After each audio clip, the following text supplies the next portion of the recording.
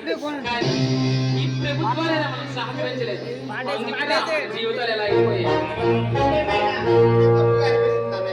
ఎందులో తప్పేముందరా? ఆ తప్పునే పడిపోయి మనం అలా చేయడమే కరెక్ట్.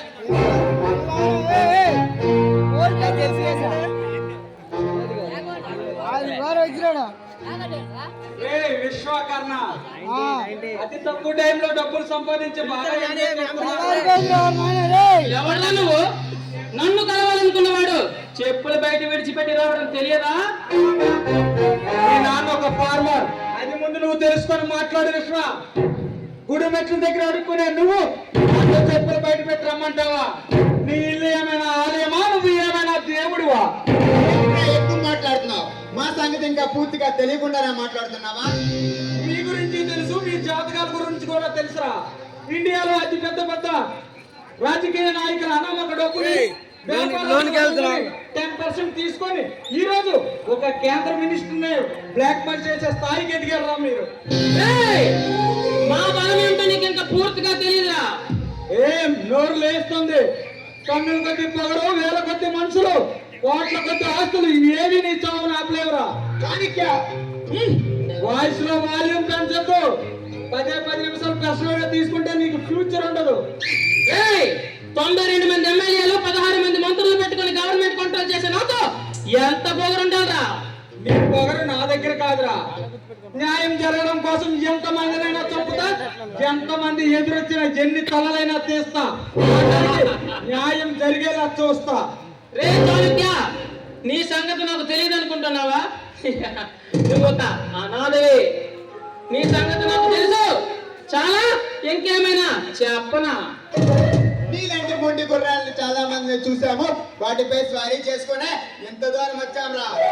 గుర్రం మీద స్వారీ చేయడం వేరే, సింహం మీద స్వారీ చేసావనుకో సస్తావు. అంతవరకు నువ్వుంటే కదరా. ఏ తమ్ముడి కోసం అయితే నువ్వు పోట్లాడుతున్నావో ఆ తమ్ముడిని నీకు లేకుండా చేస్తారా? నన్ను తమ్ముడావా? చేయలేదా? వాడి తల తెగిలి నేల కొడుతుందరా నా కోడాక. వైకుంఠం తీరం దాటగానే తుఫాన్ ఆగదు, వారు ఫినిష్ అయితే గానీ మీ డైలాగ్ ఆగదు.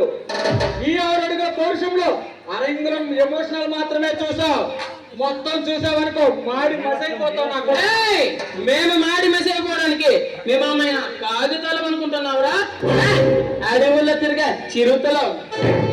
నువ్వు ఎవరి కండ చూసి మేసం తిప్పుతున్నావో, ఎవరిని చూసి బలం చూపుతున్నావో నాకు బాగా తెలుసు. వాడికే వెళ్ళాడు ఈ చాణక్య పేరేంటో చెప్తాడు. పూర్తిగా తెలియదు. ఈ కర్ణ పేరు చెప్తానే కపాల నాడులు కకాల వికారమైపోతారా? ఏంట్రా నీలో పొగరు? మర్యాదగా ఇక్కడి నుంచి వెళ్ళి నీ ప్రాణాలు దక్కించుకో, లేదా సర్వనాశనం అయిపోతావు.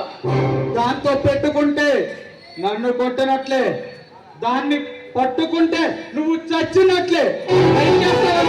ట్రై చెయ్యి. మమ్మల్ని నువ్వేం చేయలేరా చాణక్య? నీ మాటలకు భయపడి పారిపోవడానికి మేమేమైనా ముక్కు కొట్టుకొని తపస్సు చేసుకునే మునీశ్వరులు అనుకుంటున్నావా? మగ సిరిగల మగవాళ్ళరా. మీ జీవితాలు కకాల వికాలం అయిపోయాయని ప్రతి సిటీ సెంటర్ లో బాంబులు పెట్టి ప్రజలను చంపుతున్నారు కాదురా. ఇది తప్పని హెచ్చరించడానికి వచ్చా. ఇది మళ్ళీ జరిగితే ఊరుకునేదే లేదు. వస్తా. ఈ చాణక్య గారు వచ్చి మన బుర్రల్ని పాడు చేశాడు తమ్ముడు. ఆ బిగిలిని తీసుకుంటారా? ఈ సంవత్సరంలో చిందులు వేద్దాం.